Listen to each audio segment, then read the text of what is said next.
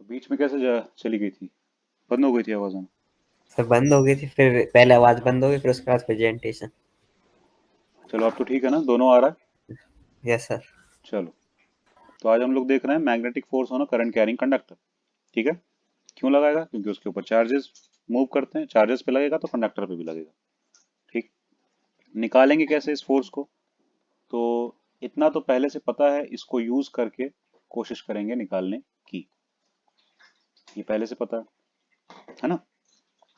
लेकिन अगर हम कंडक्टर पे करंट की बात कर रहे हैं, तो उस पर जो चार्ज मूव कर रहा होगा वो किस वेलोसिटी से करेगा? ड्रिफ्ट वेलोसिटी से, है ना? तो उस केस में हम जो एफ इज इक्वल टू लेंगे, तो यहाँ वी की जगह वी डी ले लेंगे, ड्रिफ्ट वेलोसिटी।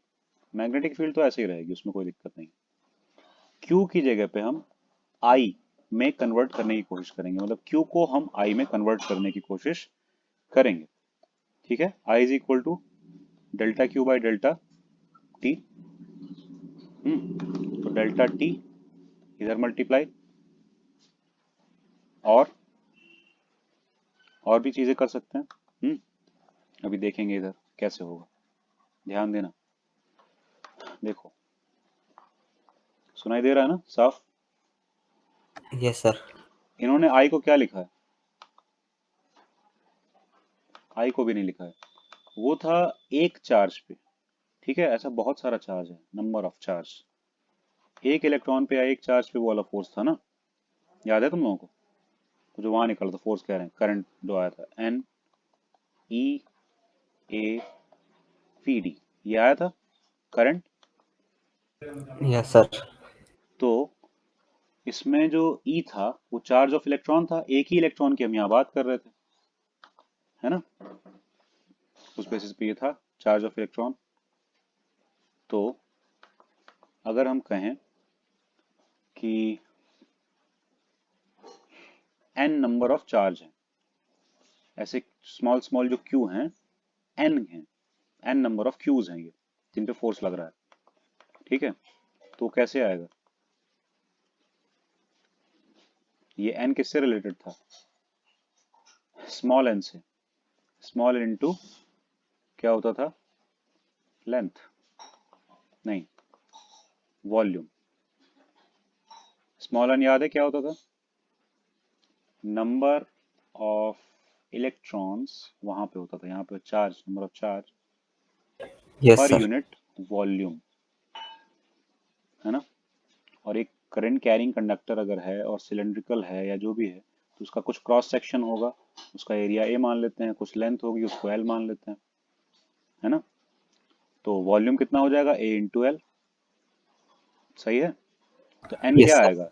ए इंटू एल, यानी कि एफ को हम पहले तो लिख लें n q v d cross B, यानी कि q v d cross B था, लेकिन एन क्यों लिखा? क्योंकि नंबर ऑफ ये चार्ज एन है। क्लियर? अब इस एन को हम small n into A into l, यानी कि स्मॉल एन इंटू वॉल्यूम लिख सकते हैं। लिख सकते हैं ना? ये वॉल्यूम का इधर मल्टीप्लाई करवा देंगे तो आ जाएगा। आ रही बात समझ में? क्लियर है? ये कैपिटल एन अपॉन ए इंटू एल होता, कि एरिया इंटू लेंथ वॉल्यूम हो जाता, और फिर एरिया इंटू लेंथ इधर मल्टीप्लाई कर देना तो एन ए एल आने लगेगा। ये क्या आ रहा है? N A l. Yes sir. कुछ डाउट नहीं ना? चलो, ये आ गया। फिर ये लिख लिया हमने। अब इसको हम कन्वर्ट करेंगे किसी तरह से, ताकि ये आई के फॉर्म में आने लगे। कैसे करेंगे? ध्यान दो, इन्होंने कैसे कलेक्ट किया है चीजों को। तो देखो, एन के साथ ले लिया क्यू, और उसके साथ ले लिया वी डी, और तब आई इंटू ए अलग कर दिया, सॉरी एल इंटू ए अलग कर लिया है। मतलब ये वही वॉल्यूम अलग रखा हुआ है। इन्होंने वी डी का अंदर मल्टीप्लाई ले लिया है एन के साथ, ए एल अलग लिख दिया है। समझ रहे हो क्या बनाने की कोशिश हो रही है? ध्यान से देखना पहले। आई होता है current density into area. Clear? याद है? करंट डेंसिटी इनटू एरिया होता है आई। और करंट डेंसिटी इनटू एरिया इस तरह से है, और I is equal to n Q A we d भी होता है, याद है? क्योंकि n E A we d होता था वहां पे एक इलेक्ट्रॉन को हम चार्ज का एक छोटा पार्टिकल मान रहे थे, यहाँ पे हम क्यू को मान रहे हैं। तो आई कितना आ जाएगा? N Q A we d. Current electricity में याद है ना, आई का डिराइव किया गया था यस ड्रग सर। वेलोसिटी के टाइम पे, याद है? तो N E A we D आया था, तो यहाँ पे क्या आएगा? N Q A we D. सही, N Q A we D. I आ गया, जे इंटू ए है, ए से ए कैंसिल हो गया, तो क्या बचा? N q into v d को हम क्या लिख सकते हैं? जे। सही है ना? लेकिन हम सीधे सीधे इसको जे क्यों करें? सीधे एक ही चीज ना कर दें, ये लोग फालतू में जे तक लेके गए। देखो, आई होगा n Q A we d, यहाँ तो सब कुछ अवेलेबल है ना, एन है, क्यू है, ए है और वी डी है, तो एक साथ ले लेते हैं, एन क्यू ए और वी डी वेक्टर में ले लिया, एक ब्रैकेट में, बाहर एल ऐसे ही बचा हुआ है मान लो, एल बचा हुआ है, और इधर इस तरफ लिख लेते हैं क्रॉस बी है, ठीक है? इधर है क्रॉस में बी, तो ये हमारा आ रहा है फोर्स, इसमें इसको हम क्या लिख सकते हैं? करंट, ठीक? लेकिन उसकी डायरेक्शन एल को लेनी पड़ेगी, ये एक चीज है, क्योंकि देखो करंट का डायरेक्शन तो होता है पर वो कोई वेक्टर क्वांटिटी नहीं होती है, लेंथ के डायरेक्शन से हम करंट का डायरेक्शन दिखा देंगे, समझ रहे हो? As a vector. समझ पा रहे हो ना क्या बात हो रही है? Yes sir. वायर का दोनों तरफ से लेंथ तो बराबर ही होता है, लेकिन अगर हम करंट के डायरेक्शन के हिसाब से उस वायर का डायरेक्शन ले लें तो एल एक वेक्टर नहीं हो जाएगा, तो यहां बचेगा आई एल क्रॉस बी, इस तरह से चीजें होंगी, क्योंकि J इंटू ए होने लगेगा I, अंदर बचेगा सिर्फ L, और L क्रॉस B हो जाएगा, तो फोर्स क्या आ गया? I into L cross B। कुछ आया समझ में या डाउट है? बताओ।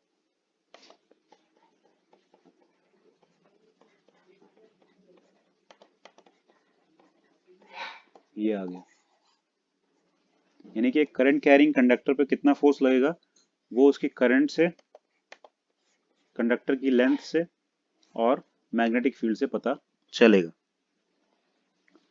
आई बात समझ में? जनरली लेंथ की कोई डायरेक्शन नहीं होती, लेकिन यहाँ जो दिखाई गई है, लेंथ को वेक्टर शो किया गया है, वो डायरेक्शन एक्चुअली करंट उसको प्रोवाइड कर रहा है।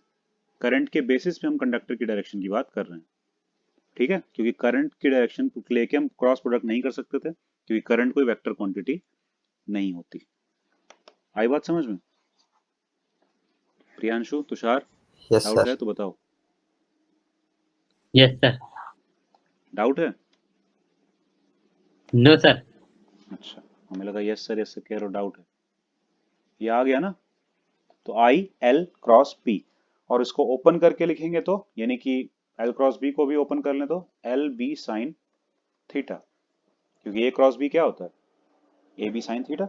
वैसे एल क्रॉस बी क्या होगा? एल बी साइन थीटा, जहां एल और बी के बीच का एंगल थीटा है, या फिर तुम कह सकते हो करंट और बी के बीच का एंगल थीटा है, क्योंकि एल का तो करंट ही डायरेक्शन दे रही है ना। तो I yes B sir. L या I L B sine theta आ गया फोर्स की वैल्यू। क्लियर? और यहां भी फोर्स का डायरेक्शन कैसे निकालेंगे?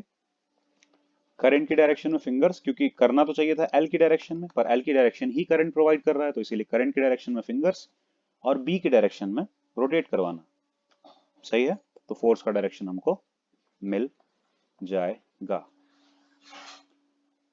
क्लियर है ना? कुछ डाउट हो तो बताओ। तो ये आने लगता है I B L sine theta, I L B sine theta या I B L sine theta, कुछ भी बोल सकते हो, ठीक है? Force on a current carrying conductor. आ गया समझ में? बताओ। Yes sir. तो ऐसे ही बहुत सारे करंट एलिमेंट्स होंगे, तो उन सब की वजह से फोर्स कितना आएगा, उन सब के ऊपर फोर्स कितना आएगा, टोटल फोर्स। तो अगर वायर एक ही सीधा सा नहीं है, ऐसे ऐसे है, उसके ऊपर फोर्स कितना आएगा, तो छोटे छोटे करंट एलिमेंट्स हम लोग ब्रेक कर लेंगे। ऐसे ऐसे पूरा वायर है, उसके छोटे छोटे एलिमेंट्स ब्रेक कर लेंगे और उन सबका निकाल लेंगे। सबके लिए I l cross B, I l cross B निकाल निकाल के कर देंगे सबका सम।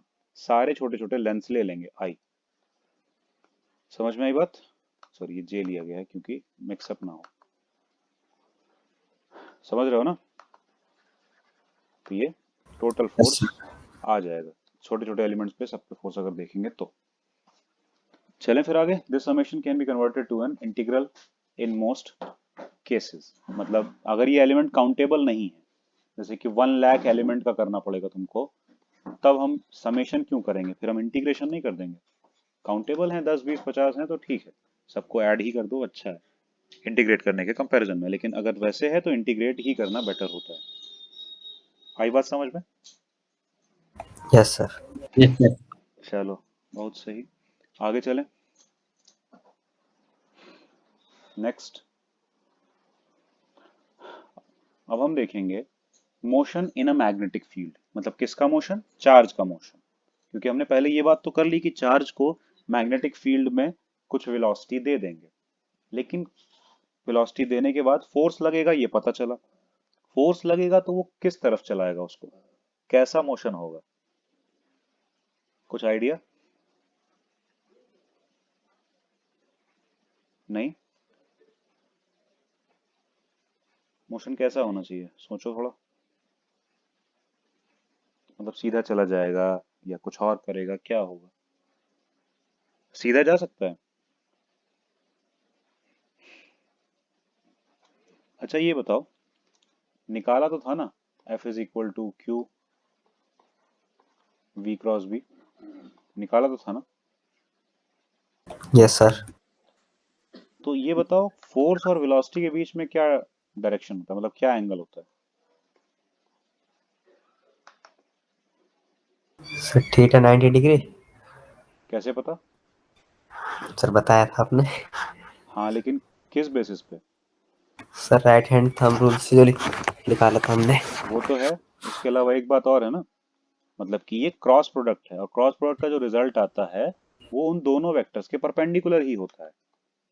ठीक है? तो यस सर। F जो है वो वेलोसिटी के रहेगा तो परपेंडिकुलरली। अब इधर बना लो उधर बना लो, कोई फर्क नहीं पड़ता फिलहाल। अभी हम सिर्फ बात परपेंडिकुलर होने की कर रहे हैं। ये V है, ये F है, और F जो है वो V के परपेंडिकुलर है। अब बताओ ऐसा होने से बॉडी कैसे मूव करेगी, क्योंकि मतलब बॉडी जाना उधर चाह रही है पर उसके ऊपर फोर्स इधर लग रहा है। वेलोसिटी की डायरेक्शन है जाने वाली डायरेक्शन, राइट साइड जाना चाह रही है। तो नीचे की तरफ जाएगा अगर नीचे फोर्स लग रहा है मतलब अब उधर जाना छोड़ देगा, सीधे नहीं नीचे सर, वो जाने उधर लगेगा। उधर जाने की कोशिश करेगा थोड़ी बहुत तो। थोड़ी बहुत उधर जाने की कोशिश करेगा लेकिन नीचे आ जाएगा, ऐसा कुछ। हाँ, यस सर। लेकिन अगर वो इस तरफ भी आने लगेगा तब भी तो फोर्स 90 डिग्री ही रहेगा ना। तो अब फोर्स इधर लग रहा है, यानी कि अब फोर्स इधर हो गया, क्योंकि तुम्हें कहा ना क्रॉस प्रोडक्ट में इसका यस इसका एंगल 90 होगा। तो ऐसा थोड़ी ना है कि वेलोसिटी इधर हो जाएगी तब भी फोर्स डाउनवर्ड ही लगता रहेगा इसके जैसे। फोर्स भी अपने को खुद को चेंज करेगा वेलोसिटी के अकॉर्डिंग। सर, फिर तो ये घूमता रहेगा। कैसे घूमता रहेगा? क्योंकि सर ये नहीं, हम कह रहे कैसे घूमता रहेगा। क्योंकि सर फोर्स परपेंडिकुलर रहेगा। फोर्स तो अगर की डायरेक्शन में, मतलब ये जो चार्ज की डायरेक्शन में जितने चेंज आएगा वो उसके परपेंडिकुलर फोर्स लगता जाएगा, उसकी जो भी डायरेक्शन आएगी। परपेंडिकुलर ही लगता जाएगा। हाँ तो तो सर वो ऐस परपेंडिकुलर में वो फिर रोटेट ही होता जाएगा ये। तो मतलब कितना कैसे होगा रोटेट, की जैसे ऐसे जा रहा था ऐसे होगा फिर ऐसे होगा फिर ऐसे होगा, कहाँ जाएगा मतलब एग्जैक्टली एक सर सर्कल में 90 घूमेगा। रहेगा। सर्कल से बन जाएगा। सा नहीं बन जाएगा, सर्कल ही बन जाएगा, क्योंकि तुम लोगों ने 11th में ठीक से नहीं वो किया है, इसीलिए तुम लोगों को पता नहीं है। वेलोसिटी के डायरेक्शन में जब भी, वेलोसिटी के परपेंडिकुलर जब भी फोर्स होता है तो ये force as a centripetal force काम करता है। और सेंट्रीपिटल फोर्स का मतलब होता है ऐसा फोर्स जो कि किसी बॉडी को सर्कल में घुमाने में काम करता हो। ठीक है। Okay sir. कभी भी वेलोसिटी के परपेंडिकुलर अगर फोर्स है और परपेंडिकुलर ही रह रहा है हर टाइम, इसका मतलब है कि बॉडी सर्कुलर मोशन कर रही होगी, नो डाउट। आई बात समझ में? सैटेलाइट्स को भी ऐसे ही घुमाया जाता है, इलेक्ट्रॉन भी ऐसे ही रिवॉल्व कर रहा है प्रोटॉन के अराउंड, सब कुछ ऐसे ही हो रहा है कि उनका जो वेलोसिटी कंपोनेंट है, वेलोसिटी का डायरेक्शन है, वो उनके फोर्स के डायरेक्शन के परपेंडिकुलर है। जैसे ये है अर्थ, यहाँ पे है सैटेलाइट, वेलोसिटी है इस डायरेक्शन में, और क्योंकि ये दोनों मास हैं, ये भी मास है और ये भी मास है, तो मास के बीच में अट्रैक्शन फोर्स लगता है एक दूसरे को अट्रैक्ट करने के लिए। तो ये इसको इधर अट्रैक्ट करेगा ना, तो हुआ यस सर। 90 डिग्री। 90 डिग्री हुआ। अब ये यहाँ पहुंच चुका है, ठीक, इसकी वेलोसिटी कुछ इस तरफ आ रही है, तब भी तो ये इसी तरफ फोर्स फील करेगा ना, क्योंकि अर्थ की कोई सरफेस का टुकड़ा इसको नहीं खींच रहा है, अर्थ का एग्जैक्ट सेंटर इसको खींच रहा है। तो फोर्स जो है हर समय, ग्रेविटेशनल फोर्स, अर्थ, तुम यहां रहोगे तो फोर्स कहाँ लगेगा? नीचे लगेगा ग्रेविटेशनल फोर्स। तुम अर्थ में यहाँ पे हो तो ग्रेविटेशनल फोर्स किस तरफ लगेगा? सेंटर की तरफ। सीधी सी बात है। भले हम लोगों को विश्वास ना हो, या जो नहीं समझ पाएंगे वो नहीं समझ पाएंगे, लेकिन ऐसा ही है। ठीक है, सेंटर की तरफ ही लगेगा। तो ये अगर सेंटर की तरफ लग रहा है तो फिर वही 90 डिग्री वाला खेल, तभी तो गोल गोल घूमता रहता है ना सैटेलाइट। आई बात यस समझ में? तो यहाँ पे भी मोशन कैसा होना चाहिए? कैसा होना चाहिए? सिस्टम। सर। सर्कुलर। क्लियर है? कुछ भी डाउट कि सर्कुलर ही क्यों होगा? नो सर, क्लियर है सर। ठीक, इसको हटा दें और देखो, सेंट्रीपिटल फोर्स कोई एक्चुअल फोर्स नहीं होता है, वो बस एक रोल प्ले है। मतलब कि कोई भी फोर्स सेंट्रीपिटल फोर्स के जैसे काम कर सकता है। जैसे कि इलेक्ट्रॉन अगर प्रोटॉन के अराउंड रिवॉल्व कर रहा है तो वहां electrostatic force as a centripetal force काम कर रहा है। सैटेलाइट्स या मून अर्थ के अराउंड रिवॉल्व कर रही है तो वहां gravitational force as a centripetal force काम कर रहा है। ठीक है, एंड सो ऑन। समझे? तो डिफरेंट तरह के फोर्स डिफरेंट पोजीशंस पे एज अ सेंट्रीपिटल फोर्स काम कर सकते हैं। सेंट्रीपिटल फोर्स कोई फोर्स नहीं होता है, ठीक है, वो बस हर उस फोर्स को बोलते हैं जो कि वेलोसिटी के परपेंडिकुलर लगता ही रहे। क्लियर? Yes sir. और राउंड राउंड घुमाने के काम आए, बस यही है। लिखा है the particle will describe a circle if v and B are perpendicular. मतलब इन दोनों का भी परपेंडिकुलर होना जरूरी है अगर इसको सर्कल बनना है। ये अभी तुम लोगों को नहीं समझ में आएगा, पहले हम एक चीज और बताएंगे तब से आएगा समझ में। देखो, तो हम मैग्नेटिक फील्ड लेते हैं कुछ ऐसे, ठीक है, ये हमने मैग्नेटिक फील्ड ले लिया और ये वेलोसिटी का डायरेक्शन है। तो अब पहले ये बताओ फोर्स का डायरेक्शन किस तरफ होगा? मैग्नेटिक फील्ड समझ में आ रही है ना? इनवर्ड द पेज है, क्रॉस का मतलब पेज के अंदर जाती हुई मैग्नेटिक फील्ड है। क्लियर? और पार्टिकल की वेलोसिटी, चार्ज की वेलोसिटी राइट साइड है, तो फोर्स कहाँ लगेगा? सर किस तरफ? अपवर्ड। अपवर्ड, पक्का? सर यहाँ से प्रियांशु? ऊपर की तरफ। हाँ बिल्कुल, तो तुम क्यों नहीं बोल रहे थे? सर वो मैंने स्क्रीन पे हाथ रख रखा था ना, ओहो, वाह। वो कर रहा चलो, था। अब आ गया ना समझ में, अपवर्ड लगेगा। Yes sir. तो देखो, फोर्स का तो गारंटी है कि वो वेलोसिटी के भी और मैग्नेटिक फील्ड के भी परपेंडिकुलर ही रहेगा, ठीक है, लेकिन इनका आपस में कोई गारंटी नहीं है कि ये परपेंडिकुलर रहेंगे। मतलब मैग्नेटिक फील्ड और वेलोसिटी परपेंडिकुलर रहेंगे इसकी कोई गारंटी नहीं है। रह भी सकते हैं, नहीं भी रह सकते हैं, इधर भी हो सकता है ना वेलोसिटी का डायरेक्शन। आई बात समझ में? Yes sir. किसी और एंगल पे इधर भी हो सकता है, ठीक, तो वो कुछ भी हो सकता है। तो अगर वो कुछ भी हो गया तो क्या होगा? यानी कि अगर मान लो ये है मैग्नेटिक फील्ड का डायरेक्शन और ये है वेलोसिटी का डायरेक्शन, वेलोसिटी का डायरेक्शन। आई बात समझ में? कुछ समथिंग एंगल थीटा बना रहे हैं दोनों आपस में, तो हम कैसे देखेंगे?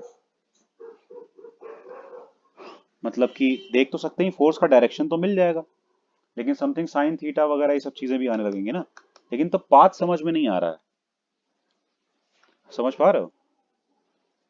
पाथ समझ में डायरेक्टली वैसे नहीं आ रहा है, अभी आएगा, देखना ध्यान से।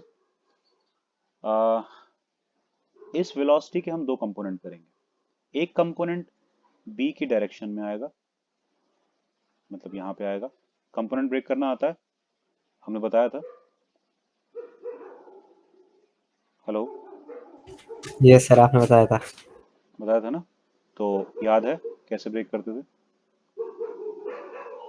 जिस भी तरफ चाहिए उस तरफ एक परपेंडिकुलर ड्रॉप करो। देखो हमने ड्रॉप किया, जहां पे परपेंडिकुलर ड्रॉप हुआ वहां तक का एक एरो ले लो, यहां से लेके। तो ये क्या हो गया? एक कंपोनेंट हो गया वेलोसिटी का, यानी कि वेलोसिटी का पैरेलल कंपोनेंट।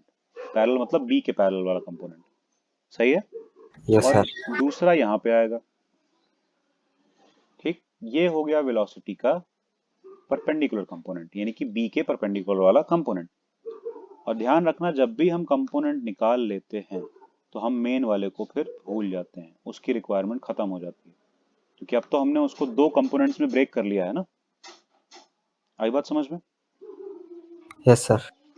तो अब अगर हम इसको दो अलग अलग पार्टिकल्स के जैसे देखें तो क्या पता चलेगा?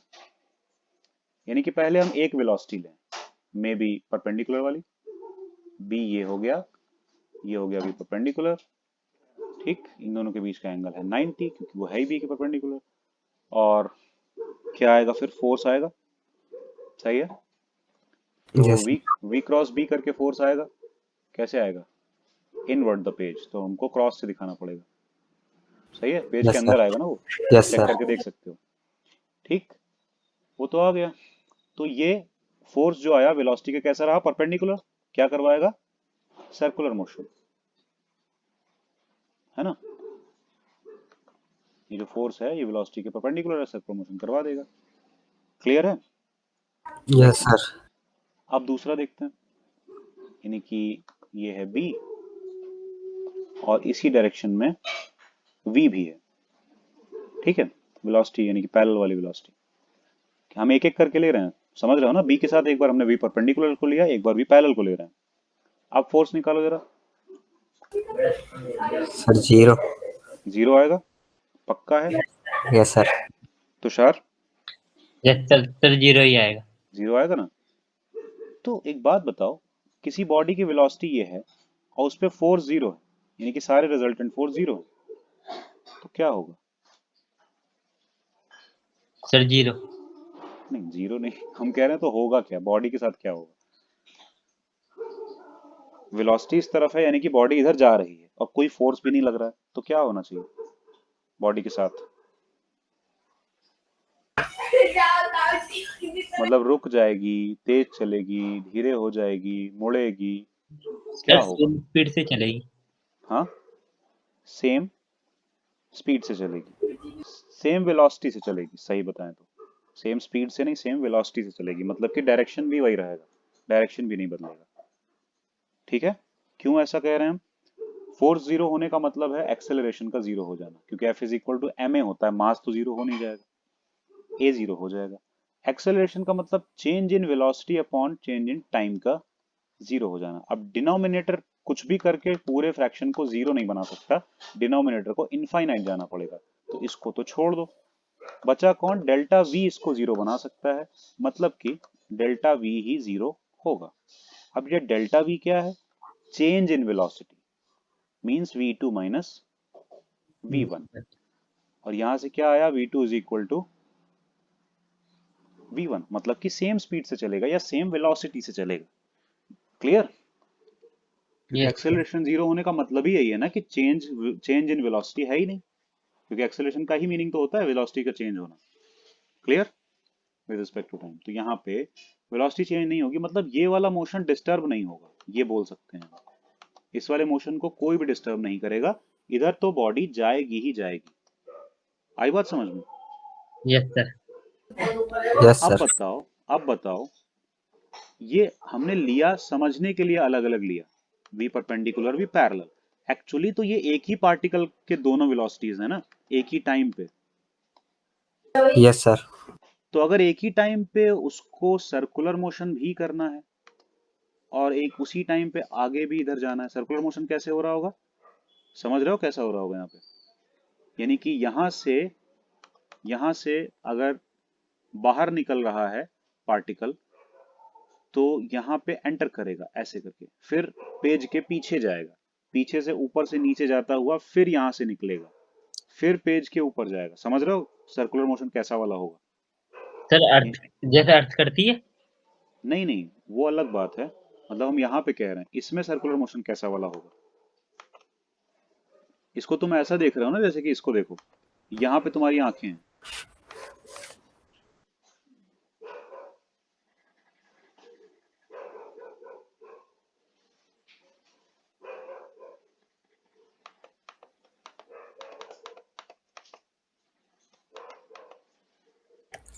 सर जैसे बॉल रोटेट करती है अरे राउंड नहीं, में। रोटेट तो वैसे ही होगा जैसे गोल गोल घूमता है। हम यहाँ पेज के बेसिस पे तुम लोगों को इमेजिन करने की बात कर रहे हैं। अगर तुम लोग की यहाँ आंख होती तो तुम लोगों को क्या दिखता, पहले ये बताओ हमको।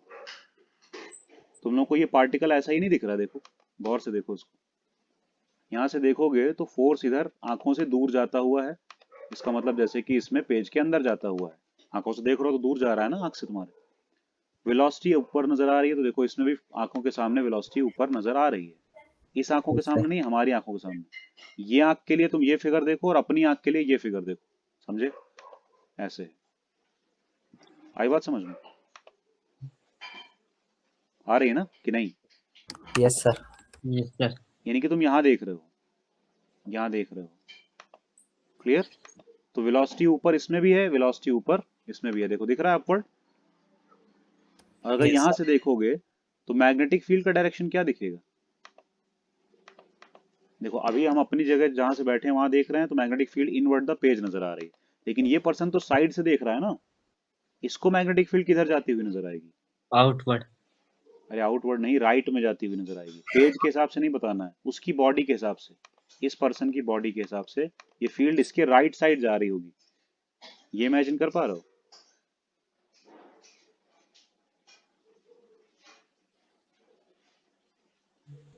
तुम अगर अपने से सामने एक चीज फेंकते हो और तुम्हारे राइट साइड पे खड़ा हुआ कोई पर्सन उसको देखता है, तो वो उसके सामने जाती तो नजर नहीं आएगी ना, नहीं उसके सर तो उसके। राइट में जाएगी। यस सर उसके राइट में जाएगी। तुषार, राइट में जाएगी। समझ में आया ना? Yes sir. यही कहने की कोशिश हो रही है कि ये मैग्नेटिक फील्ड तुमसे तो दूर जा रही है, लेकिन ये साइड में पर्सन देख रहा है ना, उसके तो राइट में जा रही है ना। और देखो यहाँ राइट में है, तुम्हारे तुम्हारे अभी राइट में है ना यहाँ पे। Yes sir. तो इसके अकॉर्डिंग फोर्स कैसे जा रहा है, इससे दूर जा रहा है, इनवर्ड जा रहा है, सही है? हम्म। और इसमें भी देखो फोर्स इनवर्ड जा रहा है, पेज के इनवर्ड नहीं, इससे दूर, इसकी आंखों से दूर। हम लोगों के लिए तो ये लेफ्ट वर्ड जा रहा है, फोर पेज के लिए तो लेफ्ट जा रहा है, लेकिन उसके लिए उसके सामने जा रहा है, इसके लिए, समझे? Yes sir. तो इसी चीज को जब इमेजिन करोगे तो तुमको सर्कल कैसा सामने से नजर, ऐसा नजर नहीं आएगा ना, तुमको सर्कल बस एक लाइन जैसा नजर आएगा। यानी कि तुम बस सर्कल का ये वाला एक ही हिस्सा देख पा रहे होगे, ये मतलब है मेरा, जब ये पार्टिकल मूव करेगा तो। या यस सर हाँ। आया समझ में? Yes sir. ऐसे ऐसे मूव करेगा ना, समझे? Yes sir. क्लियर हो गया क्या कहना चाह रहे हैं? यस तो सर बिल्कुल क्लियर। वही चीज है कि ये उस तरह दिखेगा, तो ऐसे भी घूमना है और राइट वर्ड भी जाना है, क्योंकि यहीं पे हम दोनों वेलोसिटी अगर अब ले लें, वी पैरेलल, यानी कि ऐसे भी घूमना है और राइट साइड भी बढ़ते रहना है। उसको तो कोई रोक नहीं सकता ना, वी पैरेलल को कोई फोर्स ही नहीं जो उसको रोकेगा। तो दोनों काम एक साथ एक ही पार्टिकल तो कर रहा है, तो क्या बनेगा?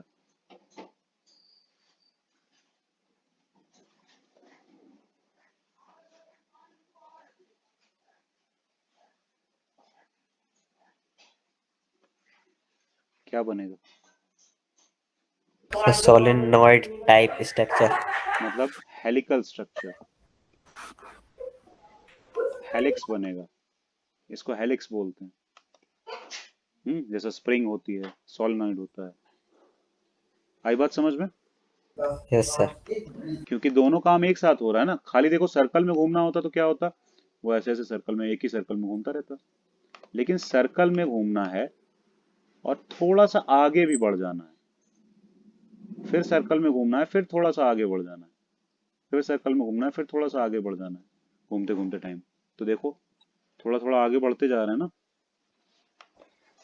यस दोनों सर। काम एक साथ होगा तो Yes. क्या बनेगा? हेलिक्स बनेगा।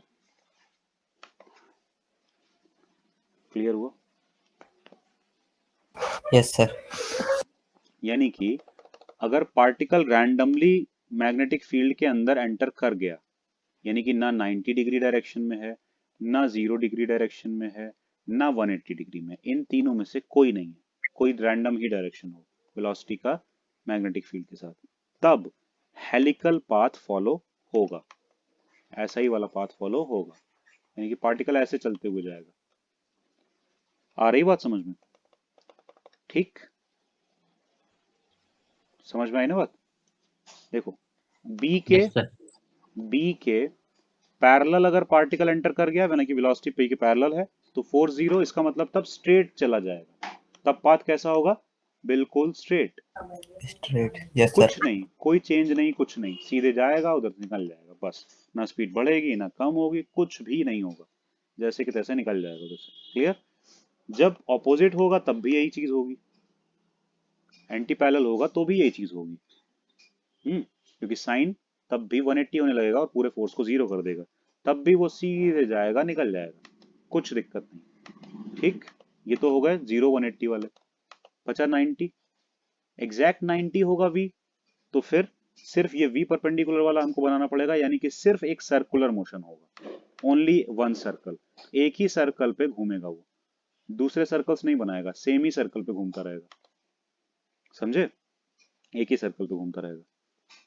और इन तीनों के अलावा 90 के लिए भी हो गया ना, 0 180 के लिए क्या, कोई डिफ्लेक्शन नहीं, वेलोसिटी को कोई चेंज नहीं करेगा, सीधा सीधा पार्टिकल निकल जाएगा।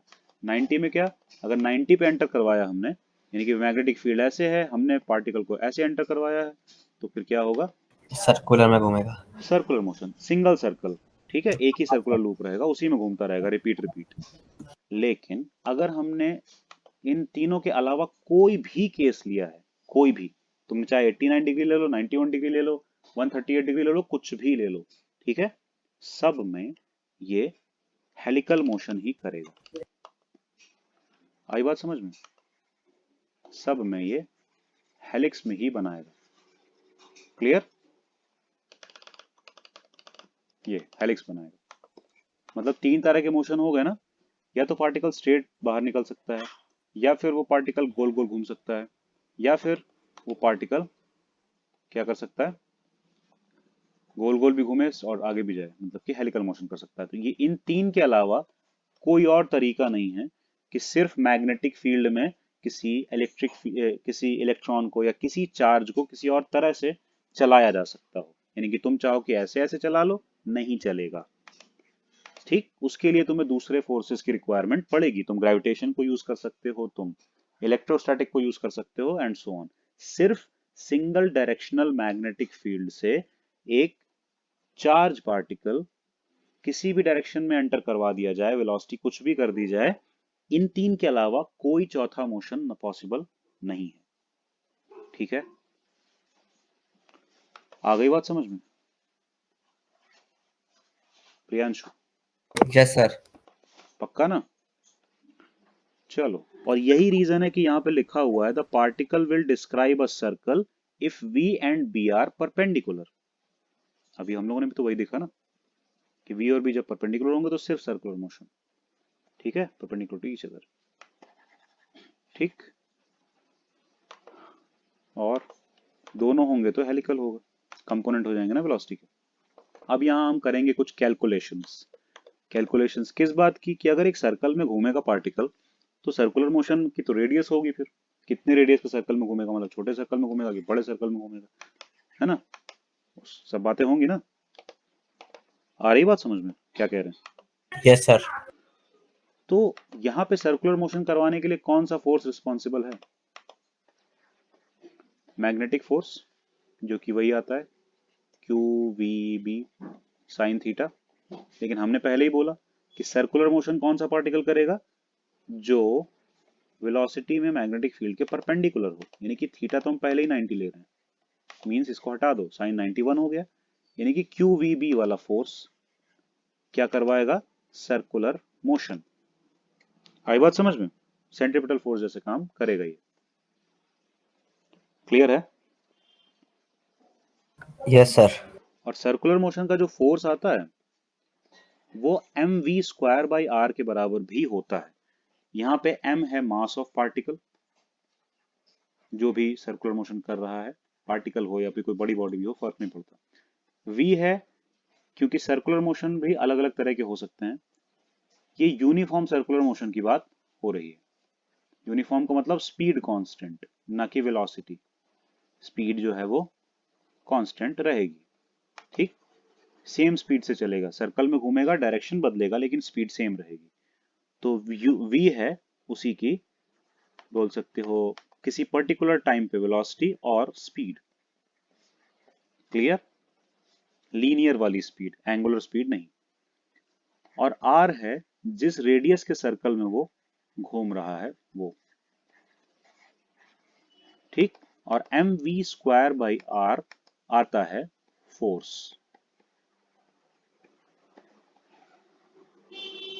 क्लियर हुआ? Yes Yes, sir. sir. ये 11th का है, इस पे ज्यादा दिमाग लगाने की अभी जरूरत नहीं है, स्मॉल वे में हम बता दे रहे हैं जल्दी से। देखो, delta theta by delta T, यानी कि change in angle per unit time, ये ओमेगा होने लगता है, यानी कि एंगुलर वेलोसिटी। सही है? लेकिन चेंजिंग एंगल, अगर हम एक वो ले लें आर्क वाला, l is equal to r theta होता है ना, यहाँ चेंज इन एंगल लें तो यहाँ चेंज इन लीनियर पोजीशन हो जाएगा, तो इस एल को डिस्प्लेसमेंट मान लें, ठीक। तो s is equal to r theta हो गया। तो अगर दोनों को टी से डिवाइड करें, डेल्टा टी से, तो यहाँ क्या आएगा? ओमेगा। ओमेगा। तो आर ओमेगा हो गया। और यहाँ क्या आया? वी, क्योंकि delta s by delta t v, इसी से तो आया था v is equal to are omega. आया समझ में? Yes sir. यहीं से Yes, आया sir. था v is equal to are omega. तो अगर v is equal to are omega है तो omega is equal to v by r हो गया। हो गया ना? Yes sir. अब यहां से और डीप कॉन्सेप्ट में हम नहीं जाएंगे। जैसे हम एंगुलर वेलोसिटी निकाल सकते हैं तो एंगुलर एक्सेलरेशन भी आ जाता है, ठीक। या फिर लीनियर एक्सेलरेशन भी आ जाता है वहां पे, चेंज इन वेलोसिटी में कितना आया, वो आता है v square by r. Clear? क्योंकि वो एंगुलर से इस तरीके से होता है कि वो वी स्क्वायर बाई आर आने लगता है। ओमेगा स्क्वायर आर आता है बेसिकली, वो ओमेगा स्क्वायर का मतलब v square by r square into r square होता है, एक आर कैंसिल हो जाता है, ठीक है। लीनियर वाला जो एक्सेलरेशन आता है वो ओमेगा स्क्वायर आर हो रहा होता है। ओमेगा स्क्वायर की वैल्यू मतलब v square by r square, एक आर से एक आर कैंसिल, है ना? तो क्या आ गया? V square by r. समझे यस सर। कहां से आया? और F is equal to m a होता है, तो फोर्स क्या आ गया? M v square by r. तो हमने नहीं नहीं करके बता ही दिया लगभग पूरा, वही है। समझ गए? Yes sir. Yes, sir. हाँ, ठीक। तो एफ इसीलिए m v square by r लिखा जाता है कभी भी सेंट्रीपिटल फोर्स के केस में। क्लियर? अब वो अलग बात है, यहाँ जो प्ले कर रहा होगा उसकी वैल्यू रख देंगे, ठीक। अब यहाँ पे फोर्स क्यू वी बी वाला है ना, साइन थीटा तो हमने हटा दिया, हमने पहले ले लिया ना, ये वी हम परपेंडिकुलर वाला ले रहे हैं। क्लियर? तो इसीलिए साइन थीटा 1 हो गया। तो अब इसी फोर्स को क्यू वी बी को ही हम किसके इक्वल करेंगे? M v square by r के। सही है ना? क्योंकि यही फोर्स तो सेंट्रीपिटल फोर्स है यहाँ पे। क्लियर हुआ? Yes sir. v से एक v कैंसिल हो गया। आर हम उठा के लेफ्ट में ले गए, न्यूमरेटर में चला गया, क्यू बी नीचे ले आए, m we upon Q B बचा, यानी कि रेडियस ऑफ सर्कल तो हमने निकाल लिया। क्लियर है? M we by Q B में आ जाएगा, यानी कि हमें चार्ज चाहिए, हमें मास चाहिए, उसकी वेलोसिटी चाहिए, मतलब स्पीड चाहिए एक तरह से, और मैग्नेटिक फील्ड चाहिए, हमें मिल जाएगा किस रेडियस के सर्कल में वो मूव करने वाला है। क्लियर? Yes sir. तो M we by Q B ये तो सिंपली रेडियस ऑफ सर्कल आ गया। अब इससे और एक आगे की चीज निकाल सकते हैं, मतलब एक एक करके स्टेप बाय स्टेप उसके आगे बढ़ेंगे ना। क्या निकाल सकते हैं बताओ? स्पीड निकाल सकते हैं ना, एंगुलर वाली, angular speed v is equal to are omega, तो omega is equal to v by R. ठीक, v बाई आर का मतलब M we upon Q B, upon को ऊपर ले जाओ, ये आ जाएगा। Yes sir. v से v कैंसिल, क्या बचा? Q B upon M. यानी कि एंगुलर वेलोसिटी भी हमने निकाल ली, क्यू बी बाई एम। आई बात समझ में? निकल जाएगी ना? Hello, yes sir. आ जाएगी ना? Yes, sir. ठीक है, तो ओमेगा आ गया, यानी कि एंगुलर वेलोसिटी आ गई। और एक बात बताएं, फ्रीक्वेंसी क्या होती है? किसी भी चीज का चेंज पर यूनिट टाइम। ठीक है, यानी कि तुम कितनी बार अपने फोन का एक बटन प्रेस, मतलब प्रेस करके छोड़ दोगे, इसकी भी फ्रीक्वेंसी निकाली जा सकती है। 1 मिनट में कितनी बार कर रहे हो तुम? ठीक है, तो फ्रीक्वेंसी निकाली जा सकती है कि इतनी बार पर यूनिट इतना टाइम, समझे? पर इतना टाइम, तो कोई भी काम पर यूनिट टाइम निकाल लो, वो चीज फ्रीक्वेंसी होती है। तो स्पीड जो है वो एक स्पेशल केस है फ्रीक्वेंसी का, यानी कि हम distance travel per unit time निकाल रहे हैं। समझ रहे हो?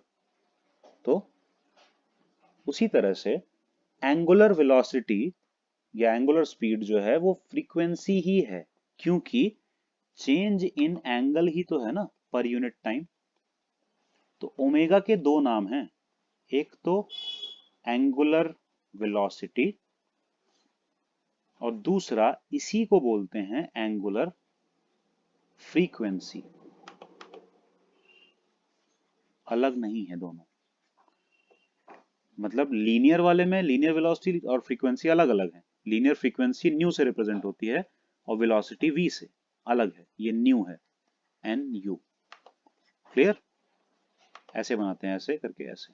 ठीक है, तो यहाँ पे एंगुलर फ्रीक्वेंसी भी अगर ओमेगा है, समझ रहे हो ना?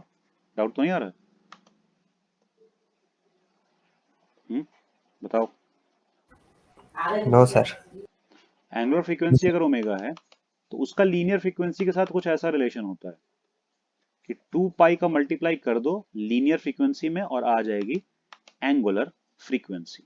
या फिर ऐसे बोल सकते हैं कि एंगुलर फ्रीक्वेंसी में 2 पाई का डिवाइड कर दो और आ जाएगी लीनियर फ्रीक्वेंसी। क्लियर? ये रिलेशन रहता है।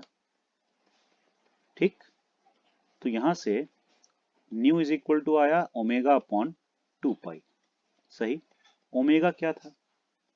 क्यू बी बाई एम था ना, तो 2 पाई एम हो गया, यानी कि हमारे पास आ गई लीनियर फ्रीक्वेंसी भी।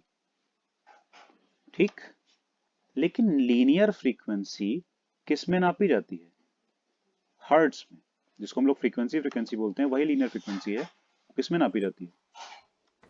हर्ट्ज में। Yes sir. ये पता है ना, फ्रीक्वेंसी की यूनिट हर्ट्ज होती है। Yes sir. लेकिन हर्ट्ज होता क्या है, ये पता है? हर्ट्ज तो एक साइंटिस्ट का नाम था, नॉर्मल यूनिट्स में हर्ट्ज क्या होता होगा? जैसे न्यूटन क्या होता है? केजी, मीटर पर सेकंड स्क्वायर। ऐसे ही हर्ट्ज क्या होता है?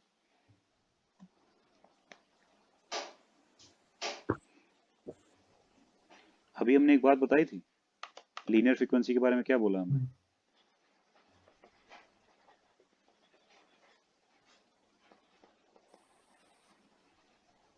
बोला ना, है ना?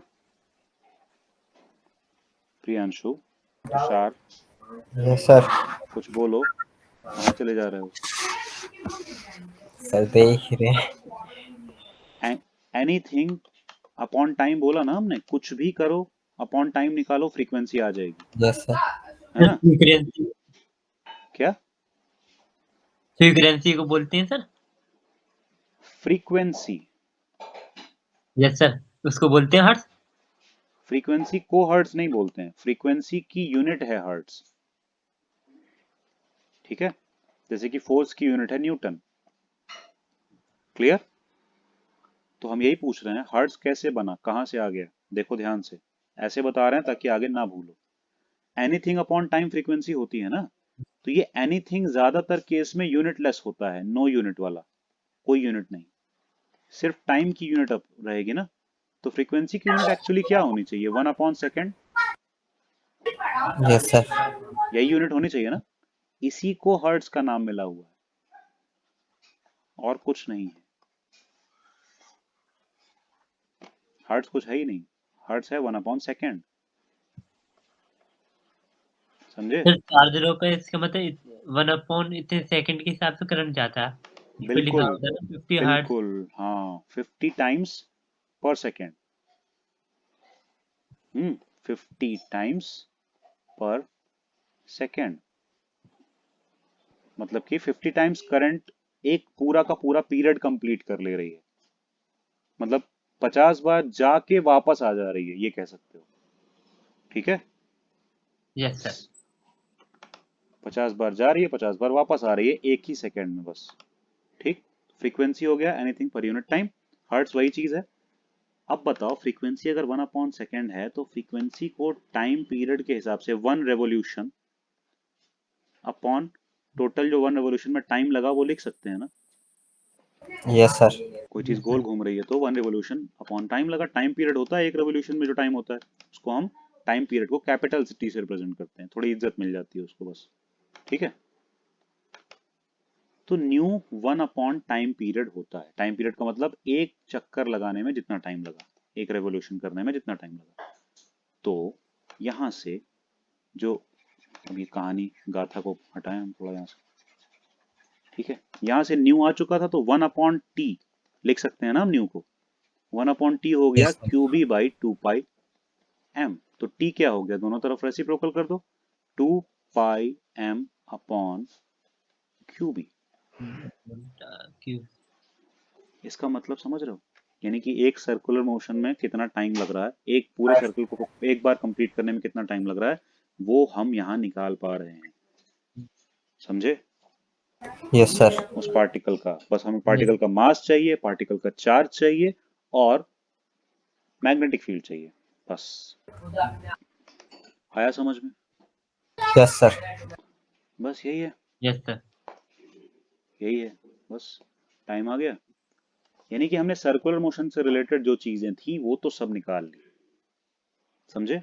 मतलब कि एक सर्कल कितनी देर में कंप्लीट करेगा, उस सर्कल का रेडियस कितना होगा, यही सब तो था ना। उस सर्कल में कितने एंगुलर वेलोसिटी से मूव करेगा, वो सब निकाल लिया हमने, ठीक है? Yes sir. रेडियस आ गया, यस एंगुलर वेलोसिटी आ गई, या एंगुलर फ्रीक्वेंसी भी बोल सकते हो, लीनियर फ्रीक्वेंसी आ गई, लेकिन इसको लीनियर वेलोसिटी नहीं बोल सकते हो, टाइम पीरियड आ गया, यानी कि एक पूरा रेवोल्यूशन करने में कितना टाइम लगेगा वो भी मिल गया। ये सारे कैलकुलेशंस काम के रहेंगे, ठीक है? हटा दें अब इसको, थोड़ा सा रिकॉर्ड तो रहता ही है, बाद में देख लेना। अभी हम इसको हटा रहे हैं थोड़ा, ठीक है? जगह खाली करनी है ना, बहुत कचरा फैल गया, नॉलेज का कचरा। देखो, अब बात आती है दूसरी चीज पता करने की। सर्कुलर में तो सब कुछ पता कर लिया, घूमेगा तो क्या क्या मिलेगा। तो जो लीनियर वाली वेलोसिटी थी ना, पैरेलल वाली, उससे क्या होगा? तो बात यह है कि अगर वो हेलिकल मोशन करेगा तो एक सर्कल रिवॉल्व करने में कितना आगे शिफ्ट हो जाएगा, ये कैसे पता चलेगा? और वो चीज एक एक क्वांटिटी होती है जिसको पिच बोलते हैं। तुम कोई भी स्प्रिंग ले लो, उसमें जो राउंड राउंड टर्न्स होते हैं ना, ऐसे ऐसे, यस सर। तो एक राउंड टर्न और दूसरे राउंड टर्न के बीच का जो गैप होता है उसको पिच बोलते हैं, ठीक है? बीच का जो गैप होता है। ओके। और हर स्प्रिंग में अलग अलग होता है और हर तरह के उसमें अलग होता है। तो हमको यहाँ पे पिच निकालनी है। क्यों? क्योंकि कितना आगे जा रहा है वो पार्टिकल, कितनी देर में कितना आगे जा रहा है, कितनी देर के लिए निकालेंगे, टी टाइम पीरियड के लिए, क्योंकि एक सर्कल घूमने में कितना वो आगे शिफ्ट हो जा रहा है, यही तो चाहिए ना हमें। Yes sir. क्योंकि वहीं पे तो आ नहीं रहा है, इससे तो मैच नहीं कर रहा ना वो सर्कल, आगे बढ़ जा रहा है वो, तो कितना आगे बढ़ जा रहा है, तभी तो सही हेलिकल पाथ पता चलेगा। समझे? तो हमें पता लगानी है पिच। स्मॉल पी से हम उसको रिप्रेजेंट कर दे रहे हैं। तो यहाँ पे पिच डिस्टेंस जैसी ही तो है, और क्या है, डिस्टेंस के अलावा तो कुछ है नहीं। और यहाँ पे जो वेलोसिटी है v पैरेलल वाली, उसमें कोई फोर्स भी नहीं लग रहा है, तो एक्सेलरेशन भी नहीं है। तो यहाँ पे सिंपल फॉर्मूला काम करेगा, डिस्टेंस अपॉन टाइम वाला,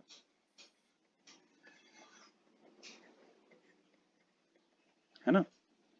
लेकिन अगर हम पिच देख रहे हैं, डिस्टेंस की जगह पे अगर हम पिच ले रहे हैं, तो टाइम की जगह पे हमको टाइम पीरियड लेना पड़ेगा, एक सर्कल में जितना टाइम लग रहा है। क्योंकि पिच इसी पॉइंट से इसी पॉइंट तक की डिस्टेंस है, ये रैंडम पॉइंट नहीं उठा लेंगे हम, उसके सामने सामने वाला।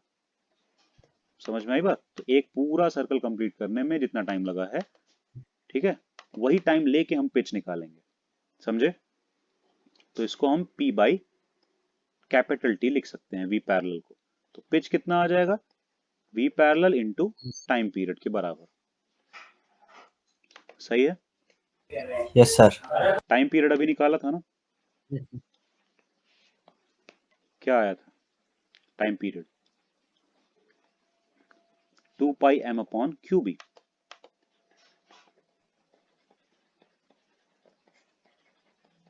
आया था ना। लेकिन ये यस V सर। पैरेलल क्या आएगा, V की ये वाली वेलोसिटी आएगी कितनी, तो देखो, ये B का डायरेक्शन है, ये V का डायरेक्शन है। ठीक, हमने कहा था दो कंपोनेंट करेंगे, एक परपेंडिकुलर कंपोनेंट हो जाएगा ये वाला, और एक पैरेलल कंपोनेंट हो जाएगा ये वाला, यस सर। V parallel. और यस ये एंगल कितना होगा, ये एंगल थीटा होगा, यानी यस कि सर। V और B के बीच का एंगल। सही है? तो हमको यहाँ V परपेंडिकुलर से मतलब नहीं है, हमें निकालना है V पैरेलल। तो अब बताओ ये कंपोनेंट आएगा कितना V पैरेलल वाला, ये आएगा V cos थीटा। किसी को याद है?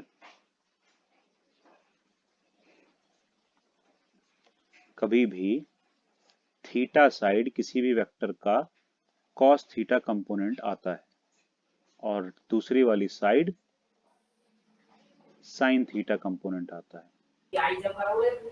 अगर ये a वेक्टर था तो a cos थीटा इधर और a sin थीटा इधर आएगा। कुछ याद आया? Yes sir. पक्का ना? Yes sir. ठीक है, तो हम ले सकते हैं v पैरेलल को v cos थीटा ले सकते हैं ना, कुछ गड़बड़ तो नहीं? No sir. तो हम इसको लिखेंगे v cos थीटा। ठीक है,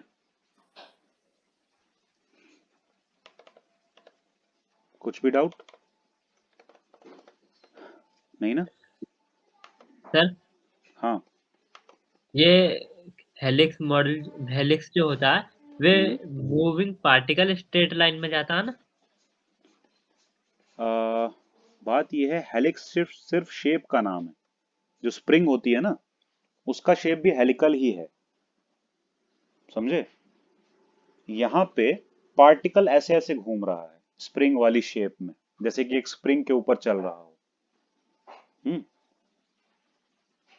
समझे? या कुछ और सर, पूछना चाह रहे हो? फिर से पूछो अगर डाउट है ये तो। स्प्रिंग पे घूम के स्ट्रेट सुनो, कभी भी तुम स्प्रिंग के जो, मैं कह रहा हूँ ये मूविंग हाँ, अलोंग ए तुम्हारी आवाज बहुत कट रही है।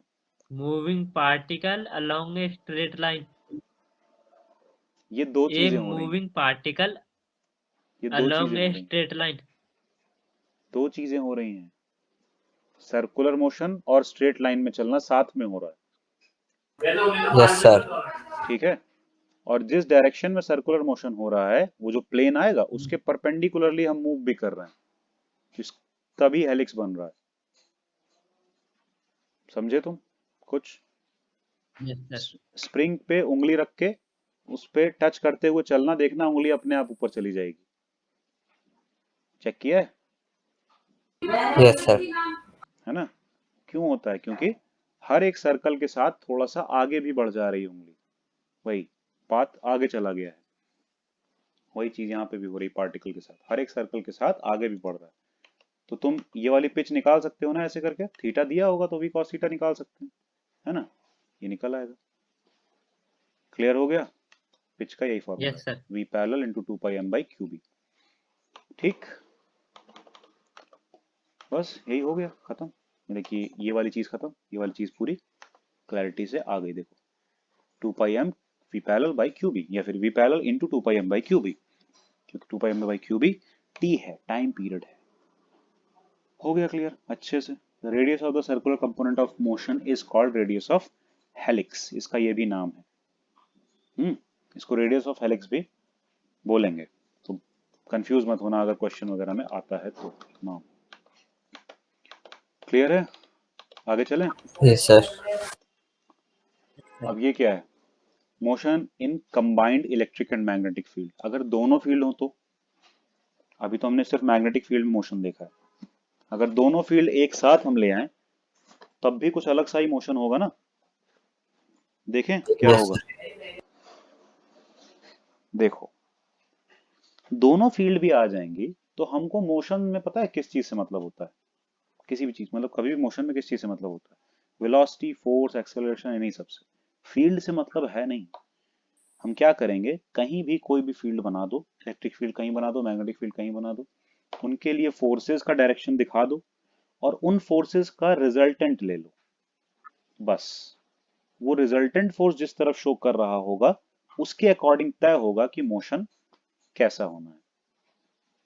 बात आई समझ में? Yes sir. ठीक है, हमें इन सब से मतलब नहीं है कि 10 चीजें लग रही हैं। जैसे हम कहें कि एक पार्टिकल इधर जा रहा है और उस पे एक फोर्स इधर लग रहा है, एक फोर्स इधर लग रहा है, एक फोर्स इधर लग रहा है, F1 F2 F3, एक फोर्स इधर भी लग रहा है। तो ये सारे फोर्स क्या करवाएंगे? तो ऐसे एक साथ देखोगे तो लगेगा कि ये पता नहीं क्या करवाएंगे। समझ रहे हो?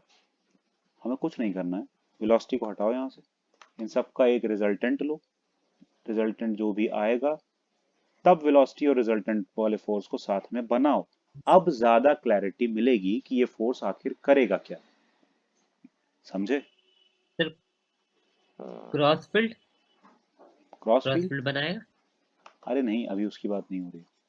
हाँ क्रॉस फील्ड यहाँ पे बनेगी। ठीक है, क्रॉस फील्ड मतलब कि हम इलेक्ट्रिक फील्ड को अगर ऐसे ऐसे रख रहे हैं तो उसके परपेंडिकुलर रखेंगे मैग्नेटिक फील्ड को। बनाएगा नहीं, यहाँ पे हम अपनी तरफ से रखेंगे इसको, मतलब वो हमारा एक्सपेरिमेंट का हिस्सा है। क्लियर? उसका कोई यस रिस्ट्रिक्शन सर। नहीं कि ऐसे ही रखना है। तुम लोगों में ये एक्सपेरिमेंट है। अब इसको इमेजिन करना तुम अपने कमरे के जैसे। सोचो तुम अपने रूम को देख रहे हो, ये साइड वाली वॉल है, लेफ्ट साइड वाली वॉल तुम्हारे रूम में, ये तुम्हारे सामने की दीवार है, फ्रंट वॉल है, यानी कि जो पीछे है, पीछे वाली दीवार, सामने वाली, और ये तुम्हारा सरफेस है, जमीन है, फ्लोर है। इमेजिन हो पा रहा है? बताओ Priyanshu, Tushar, yes sir. Yes sir. Imagine imagine कर पा रहे हो? यस मतलब सर। समझ पा रहे हो ना कि ये अगर तुम्हारा रूम है तो इसमें ये तुम्हारी लेफ्ट साइड की दीवार है, बाएं तरफ की, यस ये सामने की दीवार है, और ये जमीन है, फ्लोर है। सर। क्लियर है? इमेजिन हो पा रहा है ना? अब ध्यान यस देना। Yes sir. सर। तो तुम्हारे कमरे में, तुम्हारे रूम में इलेक्ट्रिक एक एक करके देखेंगे कि क्या क्या डायरेक्शंस दी गई हैं और क्या क्या हुआ है। सबको एक साथ मत देखना, सबको भूल जाओ, एक एक करके देखेंगे। तुम्हारे रूम में इलेक्ट्रिक फील्ड का डायरेक्शन कैसा है बताओ? नीचे से ऊपर की तरफ, यानी कि जमीन से छत की तरफ। Yes sir. समझे? इलेक्ट्रिक फील्ड का डायरेक्शन है तुम्हारे रूम में, पूरे रूम में, यानी कि इलेक्ट्रिक फील्ड्स हैं जो कि नीचे से ऊपर की तरफ हैं। ठीक है, पूरे यस रूम सर। में। मैग्नेटिक फील्ड का डायरेक्शन तुम्हारे रूम में सामने से तुम्हारी तरफ है ऐसे, यानी कि सामने की दीवार से तुम्हारी तरफ आ रहा है, ऐसा समझ लो। Yes sir. Yes, sir. Imagine हुआ ना? Yes sir. इससे क्या बनेगा? क्रॉस फील्ड बनेगी। ठीक, इससे क्रॉस करती हुई फील्ड बनेगी ना। इलेक्ट्रिक फील्ड अपवर्ड है, मैग्नेटिक फील्ड तुम्हारी तरफ आ रही है, तो ये तो क्रॉस करेंगे ना एक दूसरे को 90 degree. Yes sir. Yes, sir. हो गया, दोनों फील्ड देख ली। अब देखते हैं फोर्स, एक एक करके वो भी देखेंगे। पहले देखते हैं पार्टिकल को चलाना किधर है। पार्टिकल को चलाना है लेफ्ट साइड की दीवार से राइट साइड की दीवार की तरफ, लेफ्ट टू राइट चलाना है मतलब पार्टिकल को, उसको यानी कि वेलोसिटी प्रोवाइड करनी है किस तरफ? Left to right. Yes sir. ठीक है, अब एक एक करके देखेंगे, ध्यान देना। पार्टिकल अगर लेफ्ट टू राइट चल रहा है, इलेक्ट्रिक फील्ड उस पर किधर फोर्स लगाएगी? सर अपवर्ड इलेक्ट्रिक फील्ड तो अपवर्ड की तरफ लगाइए। हाँ, मतलब फिलहाल अगर हम चार्ज बोल रहे हैं तो पॉजिटिव चार्ज ही है, और इलेक्ट्रिक फील्ड अपनी डायरेक्शन में ही पॉजिटिव चार्ज पे फील्ड लगाती है। Yes sir. चलने नहीं चलने से इलेक्ट्रिक फील्ड को तो कोई मतलब है नहीं, नो सर। है ना? तो इलेक्ट्रिक फील्ड कहाँ फोर्स लगा रही है पार्टिकल पे? अगर हम यहाँ पे ऐसे रैंडम बना लें पार्टिकल, तो ये वी है, तो इलेक्ट्रिक फील्ड किधर फोर्स लगा रही है? सर अपवर्ड, ऊपर की तरफ। सही है, ये यहीं पे बना दें। तो देखो इनका फोर्स दिख रहा है ना, force of electric field upward दिख रहा है, सही है। और मैग्नेटिक फील्ड किधर लगाएगी? वो तो हम V क्रॉस B करके निकालेंगे, तो निकालो जरा। B का डायरेक्शन तुमको पता ही है, सामने वाली वॉल से तुम्हारे पीछे वाली वॉल की तरफ B का डायरेक्शन है ना? और V का डायरेक्शन, वेलोसिटी का डायरेक्शन लेफ्ट टू राइट वाली वॉल की तरफ है, तो फोर्स किस तरफ लगेगा? सर हमारी तरफ। फोर्स तुम्हारी तरफ लगेगा। नहीं नहीं सर, अगर मैग्नेट फील्ड हमारी तरफ है और उधर जाएगी, पार्टिकल लेफ्ट टू राइट जा रहा है, डाउनवर्ड लगेगा सर। तुषार तो डाउनवर्ड लगेगा, पक्का? सर डाउनवर्ड लगेगा। हाँ, यस तो सर। यहाँ डाउनवर्ड दिख रहा है ना? Yes sir. एग्जैक्टली डाउनवर्ड आ रहा है, समझ रहे हो? मतलब कोई भी थोड़ा बहुत भी इधर उधर नहीं, एग्जैक्ट डाउनवर्ड, समझे? तो अगर किसी भी चीज पे दो फोर्स लग रहे हैं, एक अपवर्ड एक डाउनवर्ड, यानी कि एक इलेक्ट्रिक फील्ड, एक इलेक्ट्रिक फोर्स और एक मैग्नेटिक फोर्स, अब नाम से क्या फर्क पड़ता है? दो फोर्स लग रहे हैं, एक अपवर्ड लग रहा है एक डाउनवर्ड, यानी कि ऑपोजिट लग रहे हैं, इतना तो क्लियर है। Yes sir. Value sir. अभी हमें पता नहीं है, इसीलिए हम ये नहीं बता सकते इक्वल हैं या कौन बड़ा है कौन छोटा है, सही है? Yes sir. ठीक, अब तीन सिनेरियो लेते हैं, तीन चार जो भी केसेस ले सकते हैं, केसेस लेते हैं। एक केस लेते हैं कि ये दोनों बराबर, तब क्या होगा? सर वहीं रहेगा, रेस्ट पे रहेगा, नो नहीं, मूविंग। ना बिल्कुल नहीं, पार्टिकल चल तो रहा ही है। बस चलेगा अपनी सेम उसमें चलेगा, हाँ, सर फोर्स सेम वेलोसिटी पे वेलोसिटी में रिजल्टेंट फोर्स चलेगा। जीरो आएगा ना, yes sir. Resultant force zero आएगा, चलेगा। यही कह रहे हो ना? Yes sir. तो रिजल्टेंट फोर्स आएगा जीरो, मतलब कि कोई भी रिजल्टेंट फोर्स नहीं है, तो वेलोसिटी यही रहेगी, यानी कि वो एक्स डायरेक्शन में v वेलोसिटी से जाता रहेगा, कोई दिक्कत नहीं, लेफ्ट टू राइट जाता रहेगा। ठीक है, सेकंड केस क्या है? यानी कि v, वैसे मोशन मतलब लेफ्ट टू राइट, या फिर बोले टूवर्ड्स, नहीं, v किस तरफ रहेगा? पॉजिटिव x डायरेक्शन, सही है? या फिर हम बोले स्ट्रेट लाइन मोशन। ठीक, क्लियर? दूसरा लेते हैं, जब e को बड़ा कर देते हैं, e थोड़ा बड़ा है b से, तो क्या होगा? सर सर्कुलर, लेकिन किस तरफ? फिर पॉजिटिव में। पहले तुम ये बताओ कि e अगर बड़ा है b से, एफ बी से बड़ा है, ये तो सर। फोर्स किस तरफ आएगा? रिजल्टेंट फोर्स किस तरफ आएगा? सर अपवर्ड की तरफ ही आएगा। ऊपर की तरफ आएगा, क्योंकि हम यस। सब डिफरेंस लेते हैं दोनों का, सब फोर्स ऑपोजिट आएगा। में क्या है, सबट्रैक्ट ही तो करेंगे सर।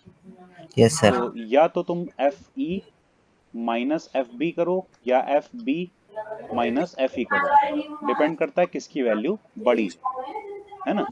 यस तो सर। FE की बड़ी है तो FE माइनस FB करेंगे तो कुछ पॉजिटिव में वैल्यू आएगी, यानी कि FE की डायरेक्शन में वैल्यू आ जाएगी। तो रिजल्टेंट फोर्स किधर आएगा, FE की डायरेक्शन में। ये सर 1 मिनट रुक सकते हो सर, लैपटॉप की बैटरी डाउन होगी, फोन से कनेक्ट कर लूँ? ठीक है, कर लो जल्दी से।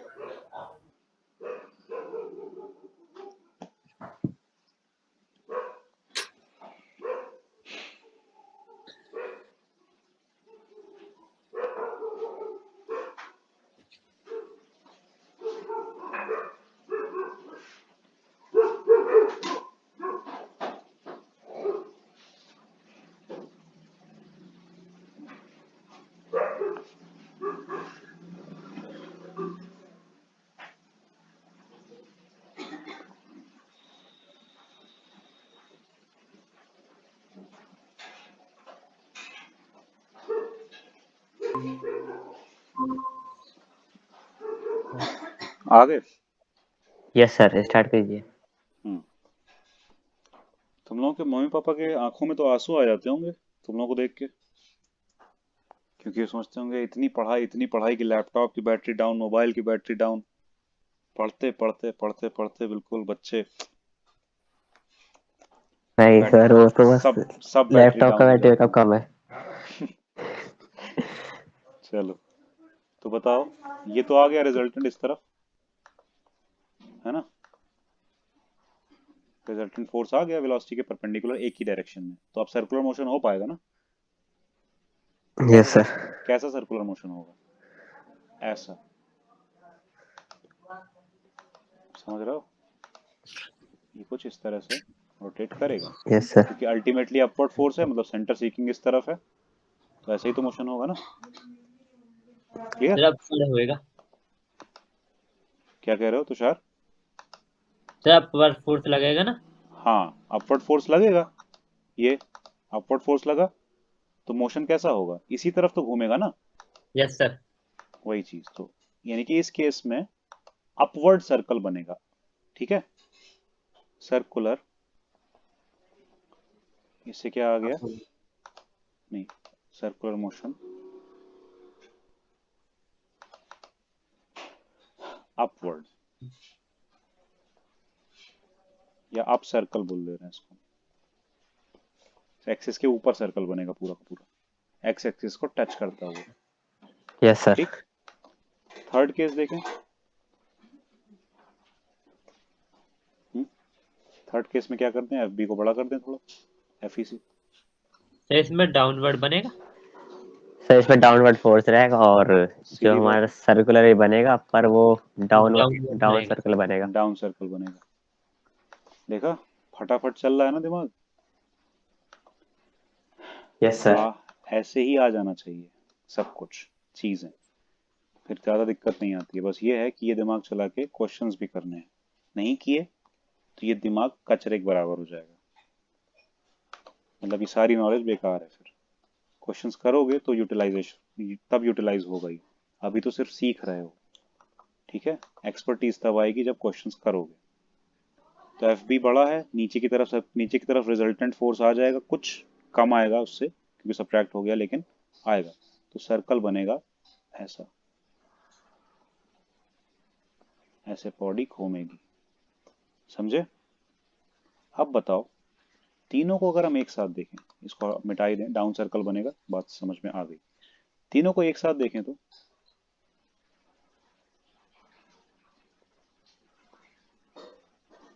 तो जरा ऊपर के सर्कल पे ध्यान मत दो और इधर भी नीचे के सर्कल पे ध्यान मत दो। तो ऐसा नहीं लग रहा है कि या तो इधर जा रहे हैं, या इधर डिफ्लेक्ट हो रहे हैं, या इधर डिफ्लेक्ट हो रहे हैं, हो यस। रहा है ना। Yes sir. इसका मतलब हम मैग्नेटिक और इलेक्ट्रिक फील्ड की वैल्यूज में छेड़छाड़ करके, उसको चेंज करके, अपने हिसाब से बदल के पार्टिकल को जिधर ले जाना है उधर लेके जा सकते हैं, समझे। जरूरी थोड़ी ना पूरा सर्कल में घुमाएं, हम तो कुछ भी कर सकते हैं ना। हम यहाँ पे ले जाके एक बॉक्स लगा के कलेक्ट कर सकते हैं इसको, अगर हमें चाहिए तो, समझे। Yes sir. तो इसीलिए इसको वेलोसिटी सेलेक्टर बोलते हैं, समझे। वेलोसिटी सेलेक्टर, इसीलिए इसको बोलते हैं। क्लियर हुआ ना? Yes sir. Yes sir. अब यहाँ देखो कैलकुलेटिव पार्ट, इसको देखो क्या कर रहे हैं। दोनों फोर्सेस हैं, तो F electric plus F magnetic, सब के सब वेक्टर फॉर्म में, वेक्टर एडिशन होने वाला है। एफ इलेक्ट्रिक कितना, क्यू ई के बराबर, जिसमें ई वो है, क्या नाम है, इलेक्ट्रिक फील्ड है वेक्टर में। एफ मैग्नेटिक वाला कितना, क्यू वी क्रॉस बी के बराबर, सही है। Yes sir. Q common, E plus v cross B, ये आएगा, ये वी क्रॉस बी यस आएगा सर। और इधर ई। Yes sir. ये आया हमारा टोटल फोर्स, इसके ऊपर जो भी रिजल्टेंट लग रहा है। ठीक, बाकी को हमने हटा दिया। तो अगर यहां सिर्फ इसी फिगर की बात करें, एक सेकंड रुकना, इसको उठा के ऊपर रख देते हैं, जगह की कमी है। फिर से लिखें, फिर से मिटाएं, से अच्छा। देखो, तो ये जो है, ये इसी फिगर के हिसाब से बात करें तो ये एक्स एक्सिस है, यानी कि left to right x axis है। बॉटम टू टॉप, नीचे से ऊपर की तरफ वाई एक्सिस है। और फ्रंट टू बैक, यानी कि सामने से हमारी तरफ आती हुई जेड एक्सिस है। क्लियर? Yes sir. इनके अकॉर्डिंग इनके यूनिट वेक्टर देखें तो क्या आएंगे, I cap, J cap, K cap. ये बात पता है? Yes sir. Yes sir. X direction में yes I sir. Cap unit vector होता है, वाई में जे कैप और जेड में के ठीक है। कैप। तो हम सबको उसी के बेसिस पे भी तो लिख सकते हैं ना। जैसे इलेक्ट्रिक फील्ड अपवर्ड है, ठीक, तो इलेक्ट्रिक फील्ड की यस सर। वैल्यू और जे कैप साथ में लगा के लिख सकते हैं। तो लिख दें, ऐसे ही लिख देते हैं, क्यू इलेक्ट्रिक फील्ड की वैल्यू ई। अब इसमें वेक्टर नहीं लगाएंगे, अब इसके साथ लिख देंगे जे जे कैप, कैप। डायरेक्शन अलग से लिख देंगे। Yes sir. सही है ना? प्लस वी क्रॉस बी करना है, तो वी में भी, वी किस तरफ है, एक्स की डायरेक्शन में है, एक्स एक्सिस। तो v i cap i cap. ठीक है। Cross cross B B k cap. K ठीक है कैप। सर। सही है, लेकिन यस सर। वैल्यू वैल्यू अलग हटा लेते हैं, सिर्फ आई क्रॉस के कर लेंगे, है ना। वैल्यू वैल्यू ओके अलग सर। हटा लेते हैं, यानी कि वी, अब वैल्यू निकाल चुके हैं तो अब हम इनको बी, वी और बी को सीधे मल्टीप्लाई कर सकते हैं। ठीक है, इसको हम लिख लेंगे अलग, यानी कि v इंटू बी अलग लिख देंगे ये, या फिर v भी लिख देंगे ऐसे। ठीक है, और ये अलग i क्रॉस k होने लगेगा, क्योंकि वेक्टर वेक्टर का क्रॉस करेंगे तो, है ना। वैल्यू हटा ली। क्लियर? क्योंकि वैल्यू को तो मल्टीप्लाई ही होना है और कुछ होना नहीं है। अब जरा ये बताओ i क्रॉस k क्या आएगा, निकालो जरा।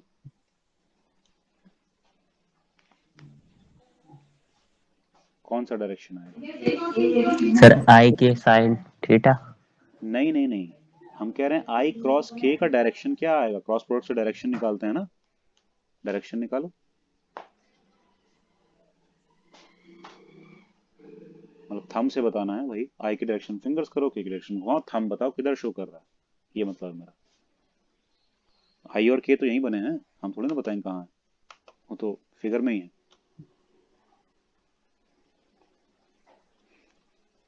समझ रहे हो क्या बात हो रही है? Sir downward. Tushar, sir downward. Sir downward. Downward आ रही है ना। तो यस सर। डाउनवर्ड इसके हिसाब से कौन सी डायरेक्शन है, अपवर्ड कौन सी डायरेक्शन है, जे सर कैप, अपवर्ड है वाई। मतलब जे जे कैप। कैप। यस तो सर। Downward, yes. के का माइनस वाई का। जे कैप। डाउनवर्ड माइनस जे कैप आ जाएगा। सही है, यस सर। आई बात समझ में, यानी कि आई क्रॉस के है माइनस का जे कैप। तो नेक्स्ट स्टेप में हम लिख सकते हैं ना, यहां माइनस लगा दें, minus v B j cap. आया समझ में कुछ? Yes sir. तो फोर्स यस कितना सर। आया, q E minus v B, और जे कैप को भी हम ले लेंगे बाहर कॉमन, कुछ नहीं छोड़ेंगे हम लोग। आ गया समझ में? ये फोर्स की वैल्यू आ गई यस इसमें, सर। Yes sir. इतनी वैल्यू आ गई फोर्स की और जे कैप आ गया फोर्स का डायरेक्शन। लेकिन फोर्स का डायरेक्शन इस वाले एक्सप्रेशन पे डिपेंड करेगा, क्योंकि देखो चार्ज तो हम पॉजिटिव ही ले रहे हैं फिलहाल, नेगेटिव लेंगे तो उसके हिसाब से भी जे नेगेटिव हो जाएगा, तो फोर्स भी अल्टीमेटली डाउनवर्ड आने लगेगा। सही है। देखो अगर ये पूरी क्वांटिटी पॉजिटिव रही तो फोर्स का डायरेक्शन जे कैप के डायरेक्शन में हो जाएगा, यानी कि अपवर्ड। सही, टोटल फाइनल फोर्स। अगर ये पूरी क्वांटिटी नेगेटिव हो गई, जो कि हो सकती है ना, तब फोर्स का डायरेक्शन माइनस जे कैप यानी कि डाउनवर्ड आएगा अल्टीमेटली। समझ रहे हो। लेकिन यहां पे हम चार्ज के नेगेटिव होने की बात नहीं कर रहे हैं, सिर्फ इस एक्सप्रेशन की बात कर रहे हैं कि ये कब नेगेटिव हो सकता है, पॉजिटिव हो सकता है, जीरो हो सकता है। क्लियर। 3 सिनेरियो हो सकते हैं कि या तो E माइनस VB जो है वो ग्रेटर देन जीरो हो, मतलब कि पॉजिटिव हो। सही, तो फिर E ग्रेटर देन VB होने लगेगा और V less than E upon B होने लगेगा, यानी कि वेलोसिटी को इस रेशियो से थोड़ा कम होना चाहिए अगर हमको क्या ये क्वांटिटी पॉजिटिव चाहिए, यानी कि फोर्स फाइनली अपवर्ड चाहिए, पॉजिटिव चाहिए। समझ रहे हो। Hello. Yes sir. Yes sir. समझ में आ रहा है ना। Yes sir. Yes sir. दूसरा हो सकता है कि ये नेगेटिव आ रहा है, ये नेगेटिव आ रहा है मतलब लेस देन जीरो आ रहा है। लेस देन जीरो का मतलब क्या है, वो जे में माइनस लगवा देगा। जे में माइनस का मतलब है फोर्स डाउनवर्ड आने लगेगा अल्टीमेटली। तो उसके लिए कंडीशन क्या है कि E less than VB, VB उधर चला गया, पॉजिटिव हो गया। अब V यहीं पे रह गया, B यहाँ पे डिवाइड में आ गया, तो V क्या हो गया, greater than E upon B, यानी कि ये E अपॉन B के रेशियो से V को थोड़ा ज्यादा होना चाहिए अगर हमको डाउनवर्ड फोर्स चाहिए या फिर डाउनवर्ड उसका डिफ्लेक्शन चाहिए। आई बात समझ में। क्लियर। Yes sir. लेकिन अगर हम यस सर। चाहते हैं कि पार्टिकल बिल्कुल सीधा चलता चला जाए, डिफ्लेक्ट बिल्कुल ना हो, तब E माइनस VB को जीरो होना पड़ेगा, तभी तो फोर्स जीरो हो पाएगा ना। Yes sir. तो ये जीरो होगा तो V की वैल्यू क्या आएगी, E अपॉन B के बराबर। इक्वल। इसका मतलब अगर हम E और B को ऐसे सेलेक्ट करें कि वो V के इक्वल आए, तो ऐसे में तो हम वेलोसिटी सेलेक्टर बना सकते हैं ना। Yes sir. यानी कि कई अलग अलग वेलोसिटी के पार्टिकल्स किसी स्ट्रीम में फ्लो कर रहे हैं। एक, ठीक है, एक बीम है, उसमें अलग अलग वेलोसिटी के पार्टिकल्स फ्लो कर रहे हैं, कोई तेज कोई धीरे। हमें चाहिए एक पर्टिकुलर वेलोसिटी का पार्टिकल, हमें कलेक्ट करना है। तो उसी के हिसाब से हम ये E और B को सेलेक्ट कर दें, E और B को कम ज्यादा उसी के हिसाब से कर दें, ताकि E अपॉन B का रेशियो उस वेलोसिटी के इक्वल आए, तो फिर हमको सामने वाले बॉक्स में कलेक्ट होते हुए मिल जाएंगे पार्टिकल। क्या प्रॉब्लम है। आई बात समझ में। इसीलिए इसको वेलोसिटी सेलेक्टर बोला जाता है। ठीक है, स्पेशल कंडीशन। अब वो कौन सी वाली होगी, जब दोनों फोर्सेस इक्वल होंगे, यानी कि electrostatic force is equal to magnetic force, है ना। यहीं से तो आया है, क्यू क्यू कैंसिल कर दो, V इज इक्वल टू क्या आ जाएगा, E upon B। Yes sir. ठीक है, यहां से भी आया वहां से भी आया, सब देख सकते हो। क्लियर। थ्योरी में बहुत कुछ लिखा हुआ है, पढ़ना चाहो पढ़ लेना, पढ़ना चाहो नहीं पढ़ ही लेना, क्योंकि बहुत सारी चीजें रेलेवेंट लिखी हुई, बहुत सारी चीजें जरूरी वाली लिखी हुई। ठीक है, क्लियर। ओके और सर। ये जे थॉमसन वाले एक्सपेरिमेंट में भी यूज हुआ था। अब आती है बात साइक्लोट्रॉन की। तो साइक्लोट्रॉन बस एक डिवाइस है जो कि पार्टिकल्स को एक्सेलरेट करने का काम करती है, तेज चलाती है, क्योंकि एक्सपेरिमेंट्स में जरूरत पड़ती है ना। हम लोग कहते तो हैं कि इसकी बम्बार्डिंग करवा दो, अल्फा पार्टिकल की बम्बार्डिंग करवा दो, कैसे करवा दो, चलेगा कैसे इतना तेज अल्फा पार्टिकल, हम कह देंगे और वो चल जाएगा, नहीं ना, डिवाइस चाहिए। तो यहीं से डिवाइसेस बनाई जाती हैं, ठीक है, मैग्नेटिक और ये सब फोर्सेस का यूज करके। क्लियर। तो साइक्लोट्रॉन भी उसी में से एक डिवाइस है, पार्टिकल एक्सेलरेटर जैसी एक डिवाइस है, लिखा है ना, cyclotron is the machine to accelerate charge particles, बस यही काम है इसका। ठीक, बाकी हिट जहां करवाना है करवा लो, कोई दिक्कत नहीं। समझ में आई बात। तो ये कल बता देंगे, साइक्लोट्रॉन में, ठीक है, क्या है, क्लियर है? Okay doubt, sir. कुछ डाउट यस तो नहीं? सर। No sir. सर उसके बाद यहाँ से कुछ चलेगा आगे। हाँ बताओ। मैं ये पूछा था, करंट और वोल्टेज में क्या अंतर है? करंट और वोल्टेज में क्या अंतर है? वोल्टेज पोटेंशियल के डिफरेंस को बोलते हैं। कोई दो पॉइंट के बीच में जो डिफरेंस होता है ना, उसको पोटेंशियल डिफरेंस बोलते हैं, यानी कि वोल्टेज बोलते हैं। और ओके। करंट, करंट जो है वो तो चार्ज का फ्लो है, चार्ज के फ्लो का रेट है, यानी कि कितनी देर में कितना चार्ज फ्लो हो जा रहा है, वो अलग बात है ना। दोनों चीजें जुड़ी हैं लेकिन सेम थोड़ी ना है। जैसे तुम और तुम्हारा नाम अलग अलग बातें हैं ना, ऐसा ही, यस सर। वैसे ही दोनों जुड़ा है। वेलोसिटी, सॉरी, वोल्टेज की वजह से ही करंट आती है, करंट डेवलप होती है, लेकिन अलग है, सेम थोड़ी ना है। आई बात समझ में? Yes sir. बस यही है। और कुछ पूछना है नो सर। तो प्रियांशु तुमको? No sir. ठीक है, चलो तो नेक्स्ट टर्न पे साइक्लोट्रॉन, और फिर आगे का हम लोग बात करेंगे, या फिर तुम लोग कुछ क्वेश्चंस पूछना चाहो तो पूछ सकते हो, अगर क्वेश्चंस वगैरह कर रहे हो तो। ठीक है, ओके सर। सर मैं ये कह रहा था, वो जो मैं आपको सैंपल पेपर भेजा था, सैंपल पेपर नहीं लेना है बोला तो, सैंपल पेपर से सर नहीं वो मतलब है।